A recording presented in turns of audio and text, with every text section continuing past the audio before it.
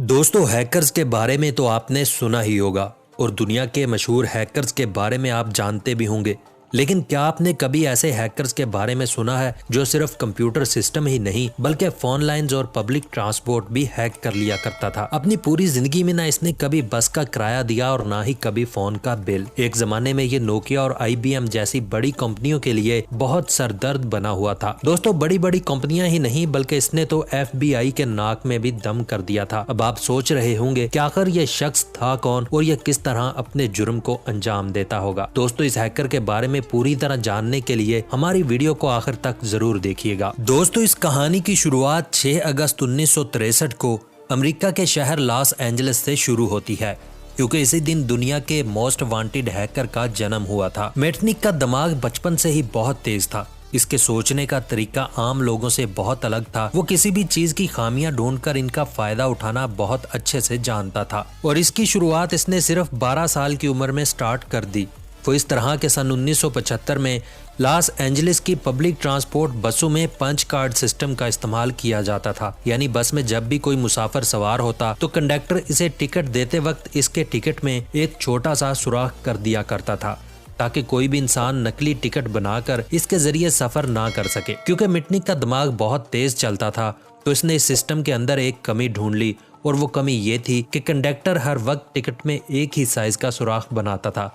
इसलिए मिटनिक को यह समझने में देर नहीं लगी कि इस सिस्टम को हैक करने के लिए इसे सिर्फ एक पंच होल मशीन दरकार है। इसके लिए मिटनिक ने बस ड्राइवर से झूठ बोला कि इसे अपने स्कूल प्रोजेक्ट को मुकम्मल करने के लिए ये होल पंचर चाहिए। ड्राइवर ने स्कूल प्रोजेक्ट का सुनते हुए और बच्चा समझते हुए बता दिया कि ये होल पंचर इसे कहां से मिल सकता है। तो दोस्तों, इस तरह मिटनिक के मजे हो गए। जहां एक तरफ इसके सारे दोस्त स्कूल जाने के लिए बस का टिकट खरीदते थे तो वहीं मिटनिक फ्री में बस में सफर करता था। दोस्तों, मिटनिक के इस तरीके को सोशल इंजीनियरिंग का नाम दिया गया था। लॉस एंजलिस की ट्रांसपोर्ट सिस्टम को हैक करने के बाद मिटनिक ने एक नए सोशल हैकिंग प्रोजेक्ट पर काम शुरू कर दिया, जिसको फोन फ्रीकिंग कहा जाता था। इस जमाने में इंटरनेट का रिवाज बिल्कुल भी नहीं था, क्योंकि वो इंटरनेट का शुरुआती दौर था।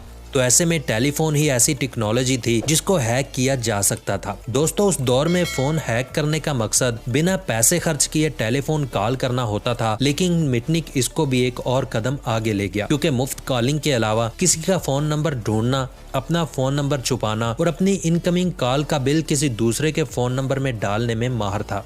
क्योंकि मिटनिक की उम्र बहुत कम थी, इसलिए इसे ये अंदाजा नहीं था कि वो ये सब करके कानून शिकनी कर रहा है। वैसे भी वो किसी लालच के लिए नहीं बल्कि अपने मजे के लिए इस तरह के काम किया करता था। इसी तरह एक बार मिटनिक ने अपने दोस्त लुइस के साथ मिलकर मैकडोनल्ड का ड्राइव थ्रू स्पीकर हैक कर लिया, जिसकी मदद से वो अपनी कार में बैठे बैठे ही ड्राइव थ्रू स्पीकर पर खड़े ग्राहकों को किसी भी तरह के पैगामात दे सकता था। इसने इस काम के लिए मॉडिफाइड 2-वे रेडियो इस्तेमाल किया था। इस बार भी इसने ये सब तफरीह के लिए किया था। दोस्तों, यहाँ तक तो आपको समझ आ गया होगा कि मिटनिक एक ऐसा तेज दिमाग हैकर था जो अपना मतलब निकालने के लिए सिस्टम को मैनिपुलेट करना अच्छे से जानता था। लेकिन सवाल ये उठता है कि इसने ये सब करना कहाँ से सीखा था। तो इस सवाल का जवाब जानने के लिए हमें वापस मिटनिक के स्कूल दौर में जाना पड़ेगा। दरअसल जेम्स मनरो हाई स्कूल में मिटनिक को रेडियो ऑपरेटर बना दिया गया था, क्योंकि मिटनिक का दिमाग बहुत तेज था। तो रेडियो रूम में ये समझने में इसे देर नहीं लगी कि इलेक्ट्रॉनिक वेव लाइन्स और सिग्नल्स किस तरह काम करते हैं। इसके अलावा इसे कंप्यूटर सिस्टम और सॉफ्टवेयर के बारे में भी सीखने को मिला, जो कि इस जमाने में बहुत कम लोगों को इसकी मालूमात होती थी। इसके साथ साथ जैसे टेक्नोलॉजी एडवांस होती गई, मिटनिक की हैकिंग स्किल्स भी बढ़ती गई। दोस्तों, सन 1980 में जब मिटनिक 16 साल का हुआ तो वो पहली बार किसी कंप्यूटर नेटवर्क में घुसा। ये कंप्यूटर नेटवर्क एक डिजिटल इक्विपमेंट कॉरपोरेशन नाम की कंपनी का था। मिटनिक ने इस कंपनी के सिस्टम में गलत तरीके से घुसकर इसके सॉफ्टवेयर को हैक कर लिया था। इस वक्त मिटनिक ये नहीं जानता था कि यह कितना बड़ा जुर्म है। इसी तरह सन 81 में मिटनिक ने अपने दोस्त लुइस के साथ मिलकर पैसिफिक बिल नाम की एक फोन कंपनी के main frame Cosmos computer system को हैक किया। आज इस कंपनी का ऑनर जिप AT&T कंपनी के पास है। मिटनिक जब एक बार किसी सिस्टम के मेन फ्रेम में दाखिल हो जाता तो फिर किसी भी कॉल को किसी भी दूसरे नंबर पर डिवर्ट कर सकता था। इसके अलावा किसी भी फोन नंबर को किसी भी दूसरे पर्टिकुलर फोन नंबर पर कॉल करने से रोक सकता था। मिटनिक की वजह से पैसिफिक मोबाइल कंपनी को बहुत ज्यादा कंप्लेंट्स आने लगी।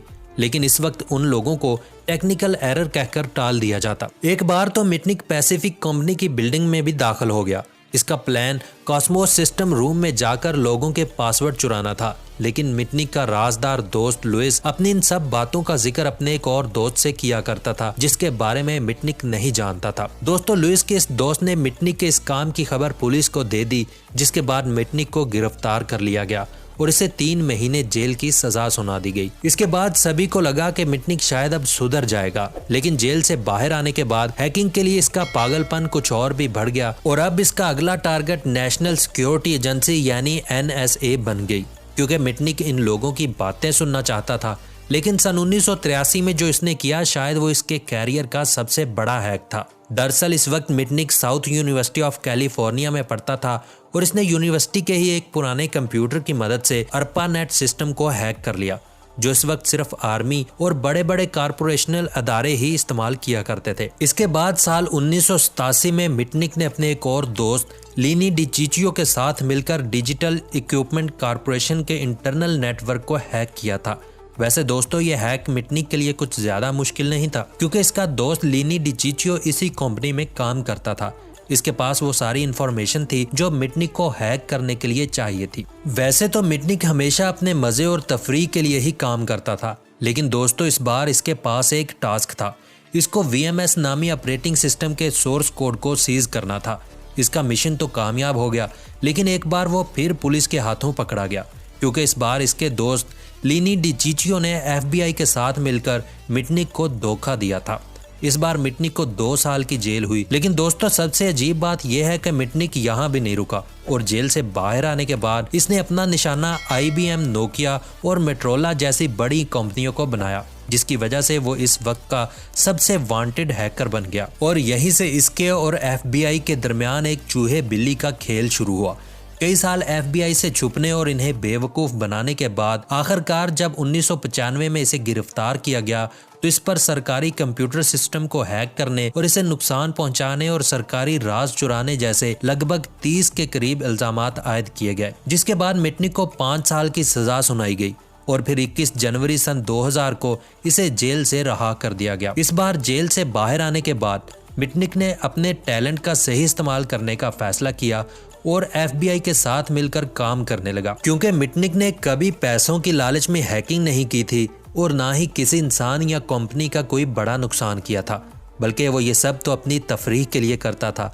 इसलिए FBI ने भी इस पर भरोसा किया था। आज Mitnick security consultant, public speaker और राइटर होने के साथ साथ अपनी खुद की कंपनी मिटनिक सिक्योरिटी कंसल्टिंग भी चलाते हैं।